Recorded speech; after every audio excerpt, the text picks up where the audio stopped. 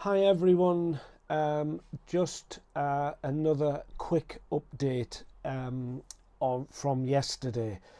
First of all, can I say a huge thank you? I was actually overwhelmed by the amount of comments and support that I had, so I really do appreciate that.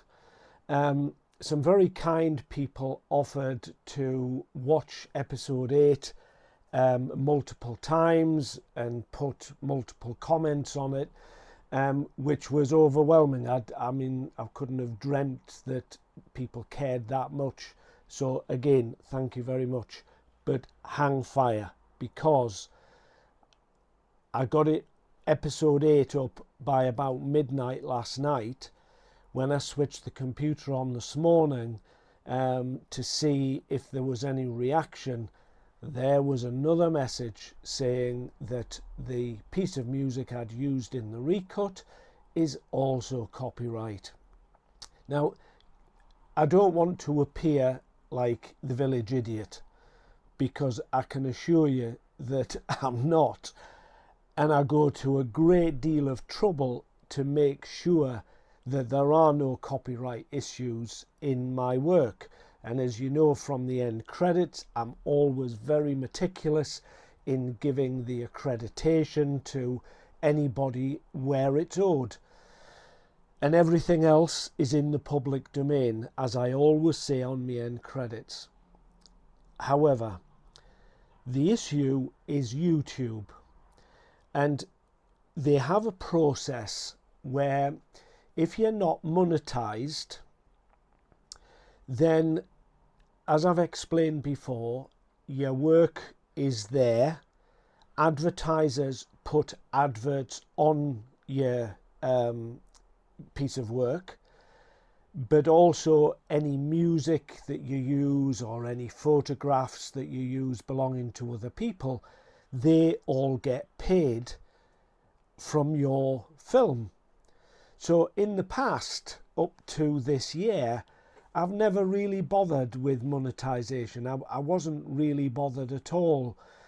So the last 3 years, countless people have been making money off the back of my hard work. And like I explained earlier this year, I got to a point this year where I just got sick of that, because in my brain, that's theft.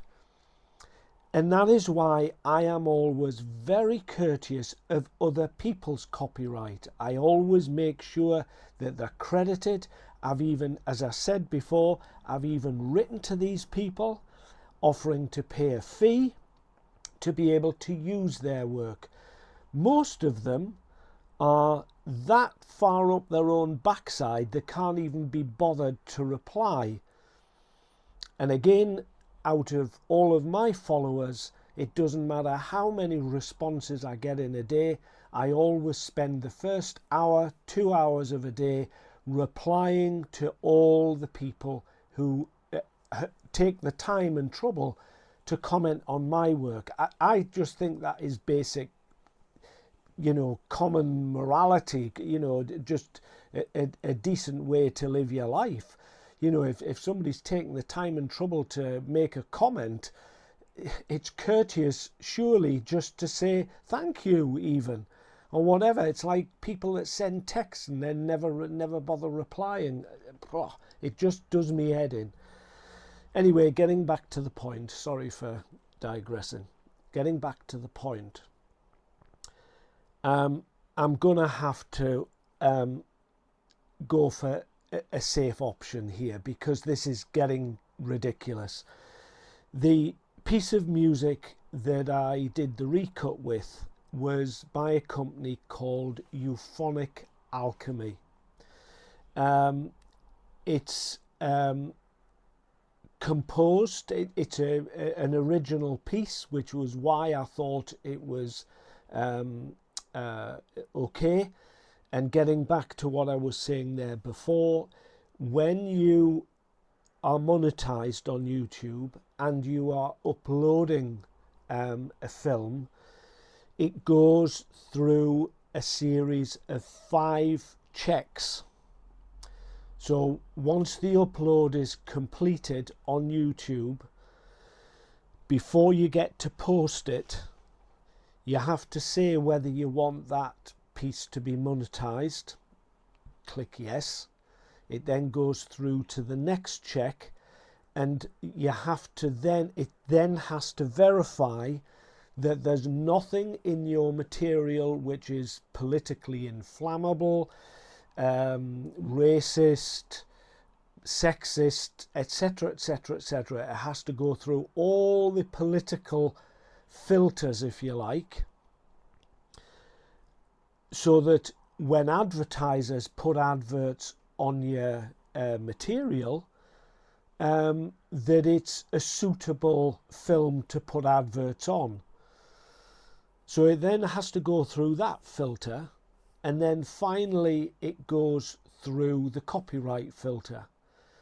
Now, all day yesterday I was busy with that episode 8. I put the music on. I did a music test first to make before I went to all that trouble to make sure that it was a non-copyright track. And it came back no issues. I thought, brilliant, go ahead and use it. I spent all yesterday evening getting it up because it is quite a long process. Once I've made the film, it then has to be compressed to get onto YouTube because the file is so huge. YouTube you wouldn't be able to upload all of that information. I mean, these are hundreds of gigabytes big, so it has to be compressed, and it takes the computer a while to do that compression. This is one of the reasons why not only am I buying a new drone for next year, but I need a new computer as well with a faster processor. But it takes a good 2 hours just to transform your work into one compressed file suitable to go up onto YouTube. So that takes some time. So that's why I ran the test first, no issues. Went to put the main film up, again went through the same checks, no issues. I thought, thank goodness, we've cracked it. Went to bed, got up this morning, switched on. At least they were quick, because when this happened in May, it took them 3 months to decide there was a copyright claim. At least this was in the space of a few hours. But it came back that the owners of Euphonic Alchemy have already monetized and copyrighted that track. Now, to be fair to them, I'm not feeling any aggression towards Euphonic Alchemy, because they are allowing me to use the track, so I don't have to take it down. It will run. It won't count as a strike against the channel. Like I've explained before, 3 strikes and they literally close your channel altogether. And these are for people that are deliberately stealing other people's work. So, you know, that protection needs to be there for the likes of me as well as the other creators. But so they're allowing me to use the music, but of course, once again, they're going to get all the money off that particular episode. And like I said to you yesterday, for whatever the reason, that particular episode seems to be extremely popular. It's had almost, I think, the second most views out of the whole series so far. But it also has a knock-on effect for episode 12 as well, because the last track on episode 12, which is when we reach Berwick on the journey, I also used a Euphonic Alchemy track. So obviously the same thing's going to happen with that. So what I've decided to do this morning is, and I'm sorry for this, I really do apologise, I'm going to have to take episode 8 down later today. And then what I'm going to do is go back to the composer I used at the beginning of the series, a guy called Michael Nick, because his music, when it's posted up onto YouTube, actually says in the title, non-copyright music for YouTube creators. The only reason I diverted away from his stuff was because he's only produced about 6 of those tracks. And a lot of creators do that when they're trying to make a name for themselves. So they'll put the music out there free and allow people to use it. Obviously, they want people to use it because that then gives it its audience. They then get the views and the subscribers, so then they can start earning with their money. So that's why Michael Nick did it, but he only produced 6 tracks. And what I was trying to do was make each episode different. In the episode 12, which is hopefully going to go by the end of the month, if I can get all of this sorted, is there are 4 venues, 4 locations, and I've used a separate Michael Nick track for each of them, apart from the last one. And there are a couple of tracks of his that I haven't used, but they don't really fit with the film. And like I said, fitting the music to the film is very important. If you put the wrong piece of music in there, it can ruin it. So 3 of them were okay, and I've used them on Gossick, Cockleburn and Spittle. But the final location, which is Berwick, I used Euphonic Alchemy. So obviously, as I say, this copyright thing is going to affect episode 12 as well. So I'm not going to go through all the bother of putting that up just to have to take it down again. So with your permission, I'm going to go back, and what it means is I'll have to repeat one of the earlier pieces of music, which is definitely non-copyright, from Michael Nick. So I do apologise for that. It is not up to my usual perfectionist standard, but I don't have any other option at the moment.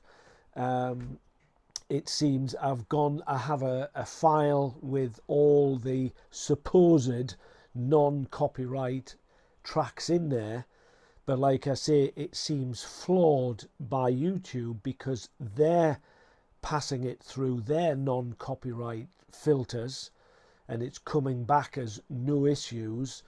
But then once you've posted it, I guess other people are watching it or whatever, and they're saying, hey, hang on a minute, I've got a copyright on that, you can't use it.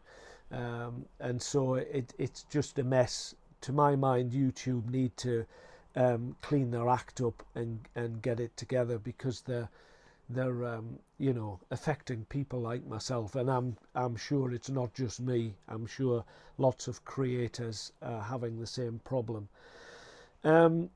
Some good news on that score, though, is you'll have seen in the promotionals playlist, I've just done a recent promotional video for the Northumbrian Bells, a mother and daughter pair of performers, for want of a better expression, who have very kindly offered to do the music for my future films. Now, as they're based, most of my work is based in Northumberland, or the northeast area anyway. Northumbrian music would probably be very fitting. This particular series that I've done, to me, I wanted something more epic, like cinematic, which was why I've gone for this particular genre of music. However, I think maybe going forward, the safest option is to go with this more traditional Northumbrian type of music. So at this point, I'm putting it out there for you to reply. Let me know what you think to that. The Rachel, the daughter, is an extremely talented musician and composer. So she has agreed to compose some brand new pieces of music, but played on traditional Northumbrian instruments, for my films, which I'm truly bowled over by. So that is, as I say, good news going forward for next year. But let me know what you think. You've seen my past work, the Castle series, the present series, and all the other things that I've done. Have a think back to how those felt and came across. I mean, most people have been complimentary, so I must have got it right, I think. But let me know what you think as to traditional Northumbrian music. I mean, it'll be a mix of folk music, covers of modern ballads and one thing and another. So maybe it's a lot more gentle and flowing rather than the sort of dramatic, cinematic music that I've been using this year. So let me know what your thoughts are on that. So okay, I'll press on then. Once again, apologies for taking down episode 8 again. I will hopefully get it back up again, either later today or over the weekend. So once it's back up for the third time, this should be safe and secure. Someone wrote to me this morning and asked, how do they find the back issues of this thing? Well, and I've had a couple of questions, subscribers that I've actually met in the past few days, and various other people, to be able to, one couple asked, how do you subscribe? Well, you have to, I think you can do it on your TV, but it's easier if you do it on a computer or a laptop, and you need to sign in to YouTube and give them your email address to be able to subscribe and hit the notification bell, because obviously they need to know where you are to send you the messages. So you can't subscribe if you haven't sort of signed in. So you don't need to worry. It's, they're not going to do anything with your details. It's just so they can identify where you are and who you are, so they can send you the messages and the link. So you need to sign into YouTube, then you can subscribe, then you can hit the notification bell, and then you can leave a comment, of course. In order to find the other material that are on the channel, then you need to do that same process as well. Sign into YouTube, subscribe, and then you will be able to see the playlists and go through the back issues. So this is why I always say after every film I put up, if you haven't already done so, subscribe, because it allows you then to explore the rest of the channel. And the other thing is that when you get it up on your viewing screen, whether it's your TV or your computer, it will throw up some of perhaps the most recent of my films, but then it'll mix it with other films that are similar. So what you need to do is, having signed in, you've found my channel, you'll always see on the screen, you'll get all the information, but in this corner you'll get a circular logo, if you like, with my face peering through it. I'm leaning on a camera. You need to hit that first, and then you'll just be looking at my channel. not a mix of my channel and other people's. So that will then give you the playlists and all the other work that I've ever done, and you're just purely on my channel. Another comment I got this morning was people are annoyed that, you know, watching my films, which are sometimes an hour or more long, they're constantly interrupted. There's nothing I can do about that. Even if I wasn't to be monetized, YouTube would still put adverts on. The more popular you are, the more people watching you are, that's where they're going to put their adverts, because that's how they earn their money. So the less popular people with only 1 or 2 subscribers and hardly ever watched, nobody's going to put an advert on there because it's not worth their while. So that's why they do it. So the more popular I become, the more liked my films are, I'm sorry to say, the more adverts they're going to put on. The only way out of that is if you pay YouTube a monthly fee, and I don't know what that is because I've never done it. I just put up with the adverts because it's just the way. But it's like Now TV or these other TV channels. You can pay YouTube a monthly fee and you get advert free watching forever, because obviously the money they would have made from you watching an advert, they'll get off you in a monthly subscription. So if you want to get rid of adverts, that's the only way you can do it. But I have no control over that. It's just like I say, the more popular my films are, the more adverts they're going to put on it. And I'm really sorry. I find it equally as annoying. It really does me head in, but that's the way of the world. That's the way they make their money. And I guess, you know, if they weren't there, you wouldn't be viewing my work and, you know, the enjoyment that that's obviously giving you. So that's all the questions answered. Like I said yesterday, there will be a bulletin, but it's probably going to be next week now. As soon as I've successfully got episode 12 up there, I'll give you a quick bulletin to let you know that it's coming.